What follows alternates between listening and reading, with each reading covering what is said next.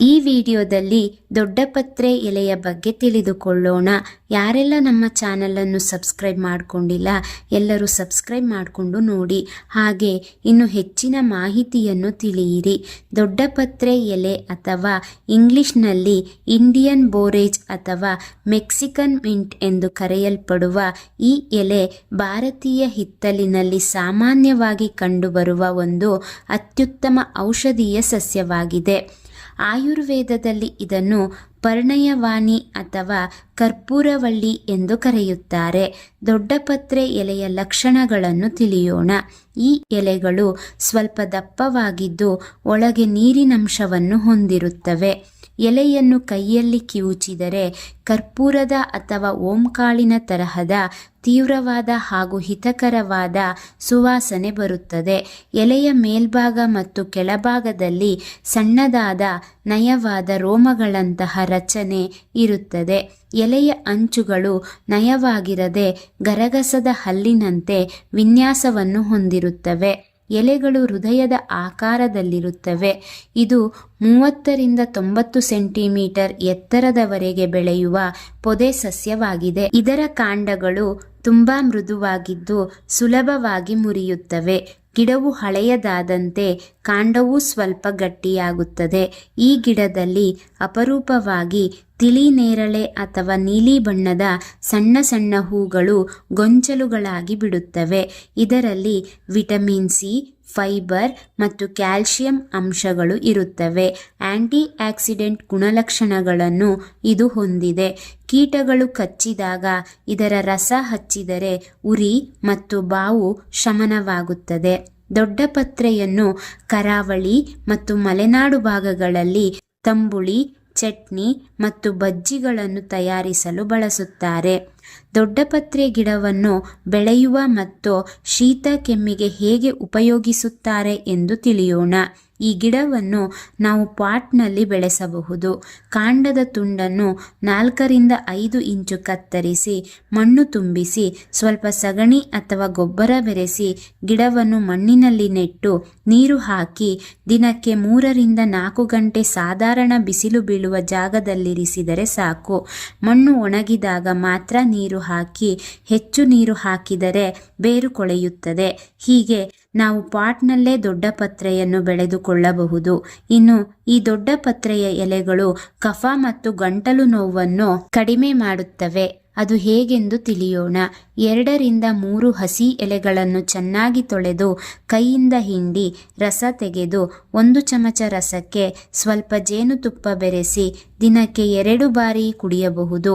ಸಣ್ಣ ಮಕ್ಕಳಿಗೆ ಅರ್ಧ ಚಮಚ ರಸಕ್ಕೆ ಜೇನುತುಪ್ಪ ಸೇರಿಸಿ ಕೊಡಬಹುದು. ಹಾಗೆಯೇ ಕಷಾಯ ಹೇಗೆ ಮಾಡುವುದು ಎಂದು ತಿಳಿಯೋಣ.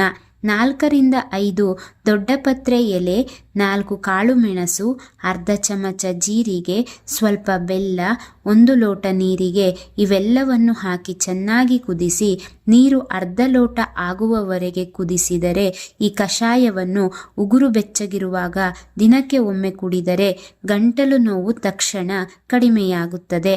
ಚಿಕ್ಕ ಮಕ್ಕಳಿಗೆ ಬಳಸುವಾಗ ಸುರಕ್ಷಿತವಾಗಿ ಬಳಸುವುದು ಒಳ್ಳೆಯದು.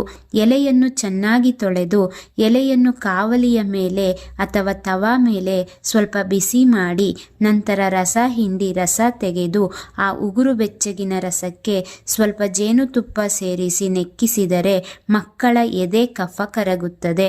ಇದಿಷ್ಟು ದೊಡ್ಡಪತ್ರೆಯನ್ನು ಬಳಸುವ ರೀತಿಯಾದರೆ ಇದರ ಉಪಯೋಗಗಳನ್ನು ತಿಳಿದುಕೊಳ್ಳೋಣ. ಇದು ಮುಖ್ಯವಾಗಿ ಉಸಿರಾಟದ ತೊಂದರೆ, ನೆಗಡಿ ಮತ್ತು ಕೆಮ್ಮು ಮತ್ತು ಕಫದ ಸಮಸ್ಯೆಗೆ ರಾಮಬಾಣವಾಗಿದೆ. ಗ್ಯಾಸ್ಟ್ರಿಕ್, ಹೊಟ್ಟೆ ಉಬ್ಬರ ಮತ್ತು ಅಜೀರ್ಣದ ತೊಂದರೆಗಳನ್ನು ಇದು ನಿವಾರಿಸುತ್ತದೆ. ಈ ಎಲೆಯನ್ನು ಸ್ವಲ್ಪ ಉಪ್ಪಿನೊಂದಿಗೆ ಜಗಿದು ರಸ ನುಂಗಿದರೆ ಜೀರ್ಣಕ್ರಿಯೆ ಹೆಚ್ಚುತ್ತದೆ. ಇದರಲ್ಲಿ ವಿಟಮಿನ್ ಎ ಮತ್ತು ಸಿ ಹೆಚ್ಚಾಗಿದ್ದು ದೇಹದ ಇಮ್ಯುನಿಟಿಯನ್ನು ಬಲಪಡಿಸುತ್ತದೆ. ಮೈಮೇಲೆ ಎದ್ದ ಬೊಬ್ಬೆಗಳು ಅಥವಾ ಅಲರ್ಜಿ ಉಂಟಾದಾಗ ಈ ಎಲೆಯನ್ನು ಜಜ್ಜಿ ಹಚ್ಚುವುದರಿಂದ ತುರುಕೆ ಕಡಿಮೆಯಾಗುತ್ತದೆ. ಚೇಳು ಅಥವಾ ಇತರೆ ವಿಷಕಾರಿ ಕೀಟಗಳು ಕಚ್ಚಿದಾಗ ಇದರ ರಸವನ್ನು ಪ್ರಥಮ ಚಿಕಿತ್ಸೆಯಾಗಿ ಬಳಸಬಹುದು. ದೊಡ್ಡಪತ್ರೆ ಎಲೆಯ ಕಷಾಯ ಅಥವಾ ಚಹಾವನ್ನು ನಿಯಮಿತವಾಗಿ ಸೇವಿಸುವುದರಿಂದ ಆತಂಕ ಮತ್ತು ಮಾನಸಿಕ ಒತ್ತಡ ತಣಿಯುತ್ತದೆ. ಇದರ ಎಲೆಯ ರಸವನ್ನು ಜಜ್ಜಿ ರಸ ತೆಗೆದು ಅದಕ್ಕೆ ಸಮಪ್ರಮಾಣದಲ್ಲಿ ಎಳ್ಳೆಣ್ಣೆ ಸೇರಿಸಿ ತಲೆಗೆ ಹಚ್ಚುವುದರಿಂದ ಕಣ್ಣಿನ ಉರಿ ಕಡಿಮೆಯಾಗುತ್ತದೆ. ಇದಿಷ್ಟು ಇದರ ಉಪಯೋಗಗಳಾಗಿವೆ.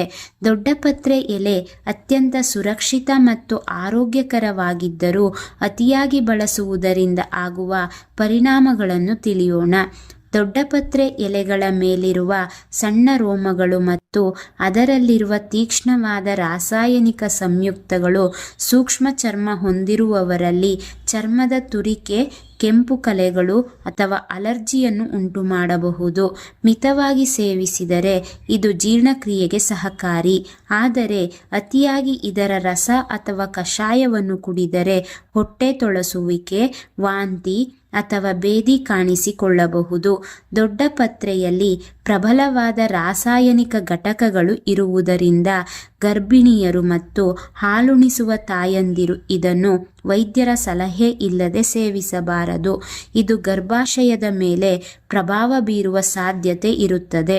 ದೊಡ್ಡಪತ್ರೆ ಎಲೆಗಳು ಸ್ವಭಾವತಃ ತೀಕ್ಷ್ಣ ಮತ್ತು ಉಷ್ಣ ಗುಣವನ್ನು ಹೊಂದಿವೆ.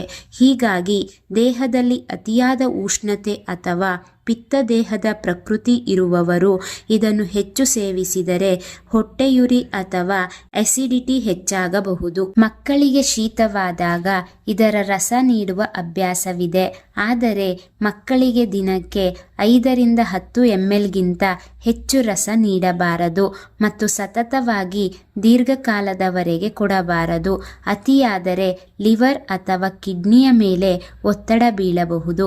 ಯಾವುದೇ ಗಿಡಮೂಲಿಕೆಯನ್ನು ಬಳಸುವಾಗ 1 ವಾರಕ್ಕಿಂತ ಹೆಚ್ಚಾಗಿ ಬಳಸುವುದು ಸೂಕ್ತವಲ್ಲ. ಇದು ಮುಖ್ಯವಾಗಿ ನೆನಪಿನಲ್ಲಿಡಬೇಕಾದ ವಿಷಯ. ಈ ದೊಡ್ಡಪತ್ರೆಯ ಬಗ್ಗೆ ಮಾಹಿತಿ ಉಪಯುಕ್ತವಾಗಿದ್ದಲ್ಲಿ ಈ ವಿಡಿಯೋವನ್ನು ಲೈಕ್ ಮಾಡಿ, ಶೇರ್ ಮಾಡಿ, ಕಮೆಂಟ್ ಮಾಡಿ ತಿಳಿಸಿ. Thank you for watching this video.